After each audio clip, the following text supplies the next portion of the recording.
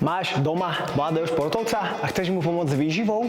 Tak pozeraj až do konca. Častý scenár, s ktorým sa stretávam, je tento. Bez raňajok do školy, na 10 keksík, na obed iba polievka, potom bežím na tréning a kým prídem domov, tak to trvá 1,5 hodiny a to som ešte nevypil žiadnu vodu. Decká majú menšie ústa, menší žalúdok, menšie zásoby energie, takže odpoveďou je častejšie jedenie správnych jedál a nápojov. No a o to ťažšie je uistiť sa, že spĺňajú dennú energetickú potrebu alebo potrebu hydratácie.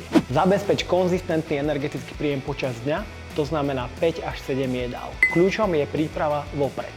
Pozor na slovník, diety obchádzajú oblúkom. Namiesto strašenia a obmedzovania zlých, nezdravých jedál sa zameraj na zvýšenie konzumácie správnych potravín, ako je napríklad ovocie, zelenina, orechy, semená alebo strukoviny. Pridaj ich do receptov, o ktorých vieš, že ich už bavia, alebo konzumujte jedlá spolu. Decká predsa milujú cestoviny, tak prečo to nevyužiť? A na záver trochu sebareflexie. Spýtaj sa sám seba, ktorú jednu vec môžeš urobiť inak, takú, ktorou ukážeš správny vzor pre svoje dieťa. Označ mladého športovca, ktorému to pomôže, a pre ďalšie užitočné tipy sleduj tento profil. Aj túto tému rozoberám podrobne v mojom newsletteri. Ak ho ešte neodoberáš, klikni na link v bio, aby ti neušlo nič dôležité.